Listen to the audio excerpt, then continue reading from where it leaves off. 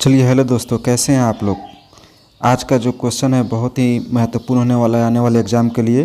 तो हमारा आज का टॉपिक है मानव नेत्र तथा रंग बिरंगा संसार, जो कि फिजिक्स का ऑब्जेक्टिव क्वेश्चन है। बहुत ही महत्वपूर्ण ऑब्जेक्टिव क्वेश्चन है, तो वीडियो को लास्ट तक ज़रूर देखिएगा और वीडियो को लाइक, कमेंट एंड सब्सक्राइब करना ना भूलिएगा। तो चलिए चलते हैं आज के क्वेश्चन की ओर।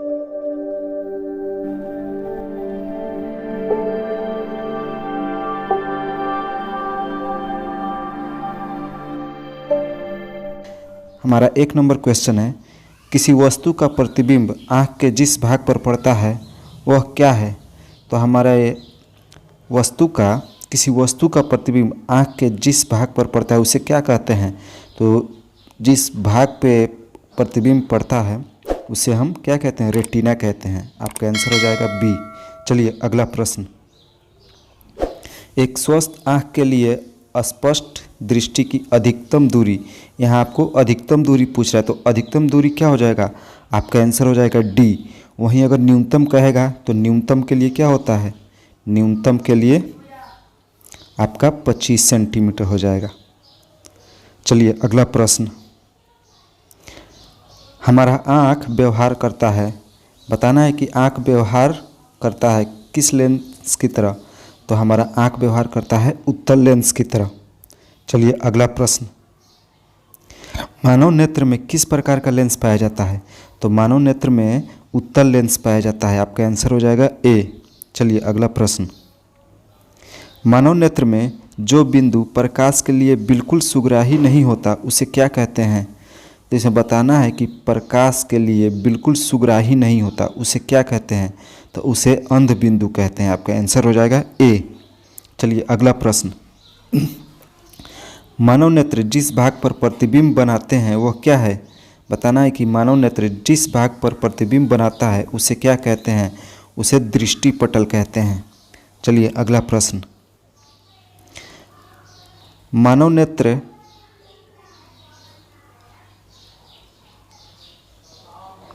क्वेश्चन है कि मानव नेत्र अभिनेत्र लेंस की फोकस दूरी को समायोजित करके विभिन्न दूरियों पर रखी वस्तुओं को फोकसित करता है। ऐसा हो पाने का कारण क्या है। इसमें बताना है कि जब लेंस की फोकस दूरी को समायोजित करके यानी कि सिकोड़ के विभिन्न दूरियों पर रखी वस्तु को फोकसित कर सकता है, तो ऐसा होने का कारण क्या है। तो ऐसा होने का हमारा कारण है कि समंजन क्षमता। आपका आंसर हो जाएगा बी। चलिए अगला प्रश्न, जो नेत्र निकट की वस्तु को साफ नहीं देख सकता उस नेत्र में क्या होता है। तो बताना है कि जो नेत्र निकट की वस्तु को साफ नहीं देख सकता उसमें कौन सा दोष है। आपका आंसर हो जाएगा ए, दूरदृष्टि दोष। चलिए अगला प्रश्न, सामान्य नेत्र यानी कि आँख की रेटिना पर बनने वाला प्रतिबिंब कैसा होता है। तो बताना है कि हमारे आँख पे जो प्रतिबिंब बनता है वो कैसा होता है। तो जब भी हमारे आँख पे प्रतिबिंब बनेगा वो हमेशा वास्तविक और उल्टा ही बनेगा। आपका आंसर हो जाएगा सी। चलिए अगला प्रश्न, नेत्र लेंस में समायोजन की क्रिया होती है। बताना है कि समायोजन की क्रिया कहाँ पे होती है और किसके द्वारा होती है। तो समायोजन की क्रिया हमारे सिलियरी पेशियों द्वारा होती है। जो आँख में एक सिलियरी पेशियाँ होती है उसी के द्वारा समायोजन की क्रिया होती है। चलिए अगला प्रश्न, किस नेत्र का निकट बिंदु है। बताना है कि किसी नेत्र का निकट बिंदु क्या होता है। तो हम पहले ही बताए थे कि अगर निकटतम बिंदु कहेगा तो आपका आंसर हो जाएगा 25 सेंटीमीटर, अगर दूर बिंदु कहेगा तो हो जाएगा अनंत। चलिए अगला प्रश्न, पुतली के साइज को नियंत्रित करने वाला गहरा पेशीय डायफ्राम क्या कहलाता है। जो पुतली के साइज को नियंत्रित करता है उस डायफ्राम को क्या कहते हैं। आपका आंसर हो जाएगा ए, परितारिका। चलिए अगला प्रश्न, आँख की पुतली किस प्रकार कार्य करती है। तो हमें बताना है कि आँख की पुतली किस प्रकार कार्य करती है। तो आँख की पुतली परिवर्ती द्वारक की भांति काम करती है। जो खुला और बंद होता है उसे ही द्वारक कहते हैं। तो परिवर्ती द्वारक की भांति कार्य करती है। आपका आंसर हो जाएगा डी। चलिए अगला प्रश्न, कॉर्निया के पीछे एक संरचना होती है, उसे क्या कहते हैं? कॉर्निया, आँख में जो कॉर्निया होती है उसके पीछे एक संरचना बनी होती है, तो उसे क्या कहते हैं? उसे परितारिका कहते हैं। आपका आंसर हो जाएगा डी। चलिए अगला प्रश्न, निकट दृष्टि दोष उत्पन्न होने का क्या कारण है? तो बताना है कि निकट दृष्टि दोष उत्पन्न होने का क्या कारण है। तो अभिनेत्र लेंस की वक्रता त्रिज्या बढ़ जाना। तो जो आँख में जो लेंस होता है उसकी वक्रता त्रिज्या जब बढ़ जाती है तो आँख में निकट दृष्टि दोष उत्पन्न हो जाता है। चलिए अगला प्रश्न, निकट दृष्टि दोष दूर करने के लिए किस लेंस का व्यवहार किया जाता है या प्रयोग किया जाता है? तो निकट दृष्टि दोष दूर करने के लिए हमेशा अवतल लेंस का उपयोग किया जाता है। चलिए अगला प्रश्न, आँख में प्रवेश करने वाले प्रकाश की मात्रा को नियंत्रित कौन करता है? तो हम सभी जानते हैं कि जब भी हमारे आँख में कोई प्रकाश पड़ता है तो हमारी आँखें थोड़ी थोड़ी छोटी हो जाती है और सिकुड़ने लगती है, तो उसे कौन नियंत्रित करता है? उसे परितारिका नियंत्रित करता है। आपका आंसर हो जाएगा ए। चलिए अगला प्रश्न, नेत्र में प्रवेश करने वाले प्रकाश किरणों का अधिकांश अपवर्तन होता है, कहाँ पे होता है? तो कॉर्निया के बाहरी पृष्ठ पर। आपका आंसर हो जाएगा सी। चलिए अगला प्रश्न, किस दृष्टि दोष को अवतल और उत्तल लेंसों से बने द्विफोकली लेंस द्वारा संयोजित दोनों किया जा सकता है? तो बताना है कि किस दोष द्वारा उत्तल लेंस और उत्तल लेंस से बने लेंस का उपयोग करके उसे दूर किया जाता है। तो इसका आंसर हो जरा दृष्टि दोष। तो जरा दृष्टि दोष में द्विफोकली लेंस का उपयोग करते हैं जो उत्तल लेंस और अवतल लेंस दोनों से बना होता है। आपका आंसर हो जाएगा सी। चलिए अगला प्रश्न, नेत्र गोलक का व्यास लगभग कितना होता है? तो हमारे नेत्र गोलक का व्यास लगभग 2.3 सेंटीमीटर होता है। आपका आंसर हो जाएगा बी। चलिए अगला प्रश्न, जब प्रकाश अत्यंत चमकीला होता है तो पुतली बन जाती है, कैसे बन जाती है? हमारी पुतली छोटी बन जाती है। आपका आंसर हो जाएगा सी। चलिए अगला प्रश्न, मंद प्रकाश में किसकी शिथिलता से पुतली पूर्ण रूप से फैल जाती है? तो हमें बताना है कि जब प्रकाश कम होता है तो हमारी पुतली थोड़ी सी फैल जाती है, तो किसके लिए? परितारिका से। चलिए आपका आंसर हो जाएगा बी। अगला प्रश्न,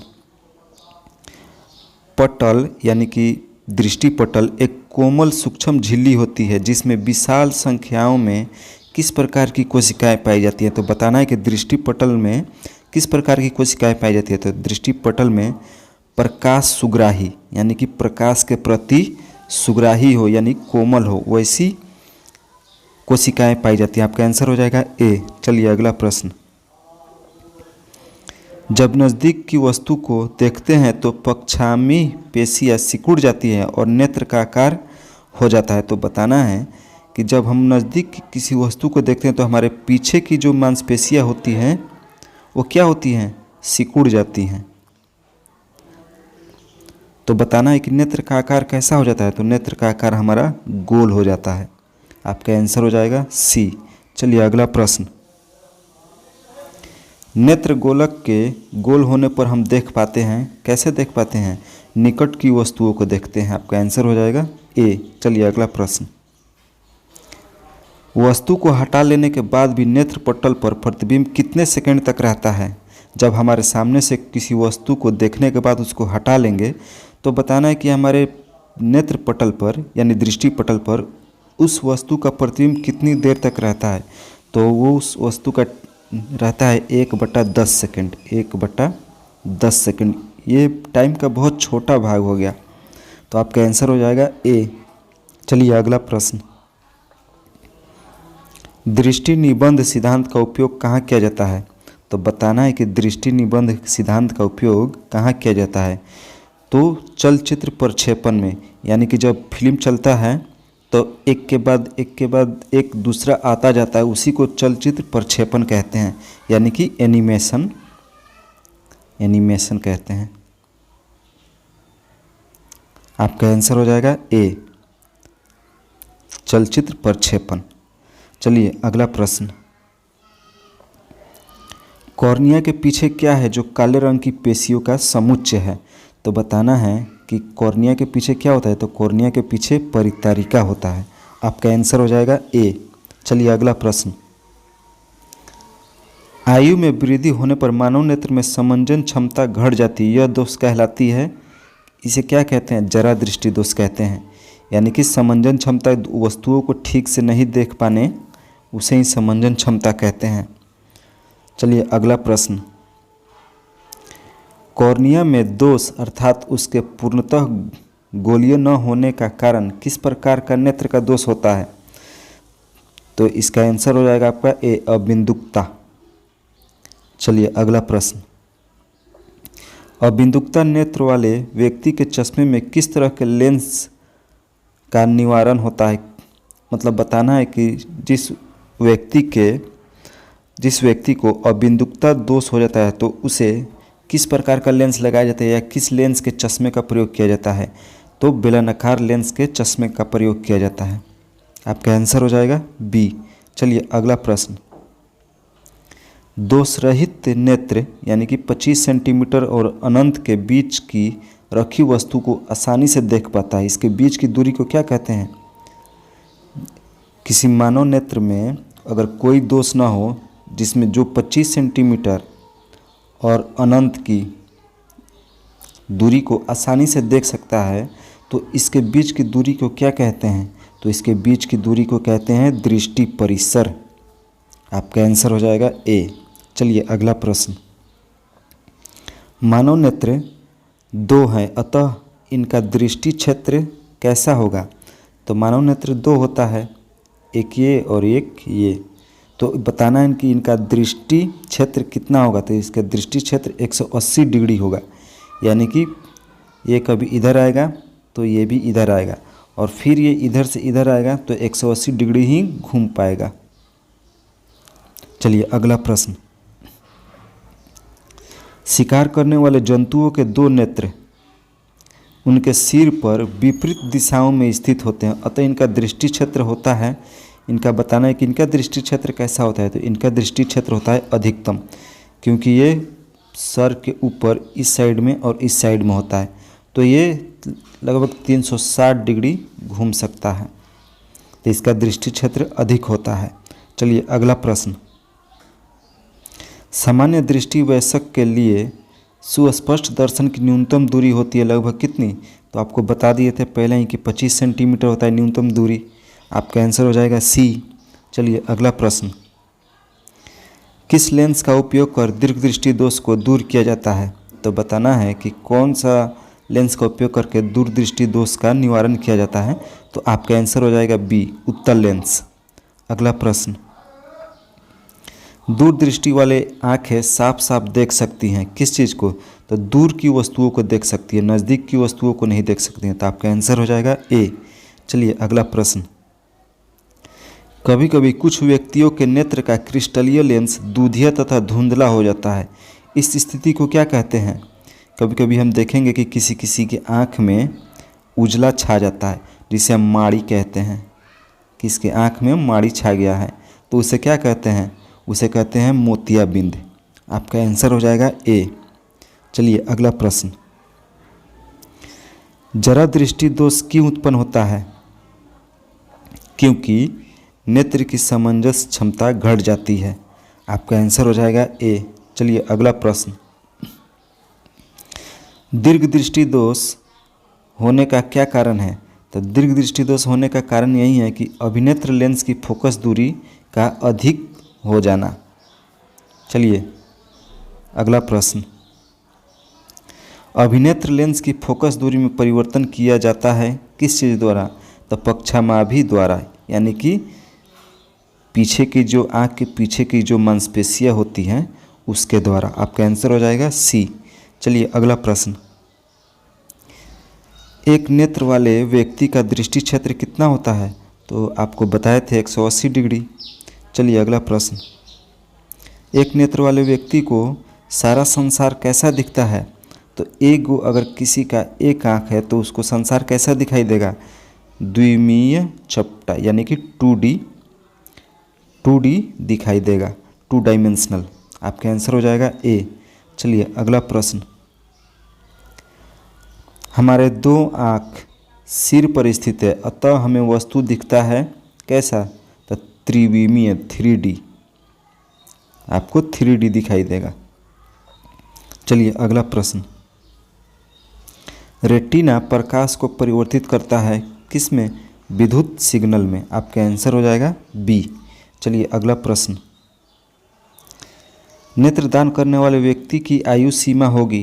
अगर किसी व्यक्ति को नेत्रदान करना है तो उसकी आयु कितनी होनी चाहिए? तो उसकी आयु कितनी भी हो सकती है। आपका आंसर हो जाएगा डी। चलिए अगला प्रश्न। बताना है, बहुत ही इम्पोर्टेंट क्वेश्चन है, VVI है। बताना है कि मृत्यु के पश्चात कितने घंटे के अंदर नेत्र निकाल लेना चाहिए। तो मृत्यु के पश्चात 4 से 6 घंटे के भीतर आदमी का आँख निकाल लेना चाहिए। तो आपका आंसर हो जाएगा बी। चलिए अगला प्रश्न। इनमें से कौन व्यक्ति नेत्रदान कर सकता है? तो कोई भी व्यक्ति अपना नेत्रदान कर सकता है, यानी कि आपका आंसर हो जाएगा डी। मधुमेह का रोगी, दमे का रोगी, लेकिन कोई संक्रामक रोग से पीड़ित हो वो अपना नेत्रदान नहीं कर सकता है, जैसे एड्स, यह अपना नेत्रदान नहीं कर सकता है। तो आपका आंसर हो जाएगा डी। चलिए अगला प्रश्न। निम्न में से कौन ऐसे व्यक्ति हैं जो नेत्रदान नहीं कर सकते हैं? तो आपका आंसर हो जाएगा ए। एड्स से पीड़ित व्यक्ति अपना नेत्रदान नहीं कर सकता है। चलिए अगला प्रश्न। विकासशील देशों को, यानी कि विकासशील देशों में कितने करोड़ व्यक्ति दृष्टिहीन हैं जिनकी आंखें नहीं हैं? यानी कि विकासशील देश जैसे कि हमारा भारत विकासशील देश ही है, तो इसमें बताना है कि कितने व्यक्ति दृष्टिहीन हैं। तो 3.5 करोड़ लोग दृष्टिहीन हैं। आपका आंसर हो जाएगा सी। चलिए अगला प्रश्न। अभिनेत्र लेंस की वह क्षमता जिसके कारण वह अपनी फोकस दूरी को समायोजित कर लेता है क्या कहलाता है? तो उसके कहते हैं समंजन क्षमता। आपका आंसर हो जाएगा ए। चलिए अगला प्रश्न। कौन रंग है जिसका खतरे के सिग्नल में उपयोग होता है? तो ये सभी जानते हैं, लाल रंग। आपका आंसर हो जाएगा सी। चलिए अगला प्रश्न। श्वेत प्रकाश जब प्रिज्म से होकर गुजरता है तो जो रंग सबसे अधिक विचलित होता है वो कौन सा है? तो यानी कि प्रिज्म से होकर जब गुजरता है तो सबसे अधिक रंग कौन विचलित होता है? तो आपका आंसर हो जाएगा सी, बैगनी। चलिए अगला प्रश्न। प्रकाश एक पतली झिल्ली से होकर नेत्र में प्रवेश करता है, इस झिल्ली को क्या कहते हैं? तो इस झिल्ली को कॉर्निया कहते हैं। आपका आंसर हो जाएगा बी। चलिए अगला प्रश्न। प्रिज्म से होकर सूर्य का श्वेत प्रकाश गुजरने पर श्वेत 7 रंगों में विच्छेदित हो जाता है। इसमें लाल रंग के प्रकाश का विचलन क्या है? तो इसमें लाल रंग के प्रकाश का विचलन सभी रंगों से कम होता है। चलिए अगला प्रश्न। चूजे के दृष्टिपटल में कौन सी कोशिकाएं नहीं होती? बताना है कि मुर्गी के बच्चे में, यानी कि चूजे में कौन सी कोशिकाएं नहीं होती हैं? तो उनमें शंकु कोशिकाएं नहीं होती हैं। शंकु कोशिकाएं ऐसे बनती हैं, ये उनमें नहीं होती हैं। आपका आंसर हो जाएगा बी। चलिए अगला प्रश्न। किसी कोलाइडी विलयन से प्रकाश पुंज गुजरने पर यह कैसा दिखता है? तो किसी कोलाइडी विलयन से प्रकाश पुंज गुजरने पर यह प्रकाश पुंज का मार्ग दिखाई देता है, वो बताता है कि किस रास्ते से प्रकाश पुंज निकल रहा है। चलिए आपका आंसर हो जाएगा ए। चलिए अगला प्रश्न। घने जंगलों से होकर जब प्रकाश पुंज गुजरता है तो वायु कण प्रकाश पुंज को परिकिरणित करता है और प्रकाश पुंज का मार्ग स्पष्ट दिखाई देता है। इस प्रभाव को क्या कहते हैं? तो इस प्रभाव को कहते हैं टिंडल इफेक्ट, टिंडल प्रभाव। आपका आंसर हो जाएगा सी। चलिए अगला प्रश्न। प्रकिरणित प्रकाश का वर्ण किस पर निर्भर करता है? तो प्रकिरणित यानी कि जब प्रकाश किसी वस्तु पर पड़ता है तो ये किस पर निर्भर करता है? तो प्रकीर्णन करने वाले कणों के साइज पर। आपका आंसर हो जाएगा डी। चलिए अगला प्रश्न।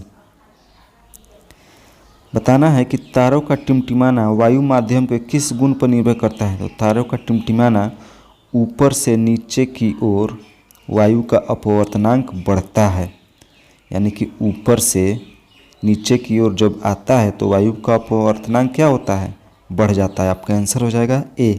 चलिए अगला प्रश्न। जब पानी की बूंदों के भीतर एक ही पूर्ण परावर्तन होते हैं तो ऐसे इंद्रधनुष को क्या कहा जाता है? तो ऐसे इंद्रधनुष को कहा जाता है प्राथमिक इंद्रधनुष। आपका आंसर हो जाएगा ए। चलिए अगला प्रश्न। सूर्योदय और सूर्यास्त के समय सूर्य का गोला दिखाई देता है, कैसा दिखाई देता है? तो चपटा दिखाई देता है। आपका आंसर हो जाएगा सी। चलिए अगला प्रश्न। किस वर्ण का तरंग दैर्घ्य सबसे बड़ा है? तो बताना है कि किसका तरंग दैर्घ्य सबसे अधिक है। तो लाल का तरंग दैर्घ्य सबसे अधिक है। आपका आंसर हो जाएगा ए। चलिए अगला प्रश्न। कांच का अपवर्तनांक विभिन्न वर्गों के प्रकाश के लिए क्या होता है? अलग अलग होता है। आपका आंसर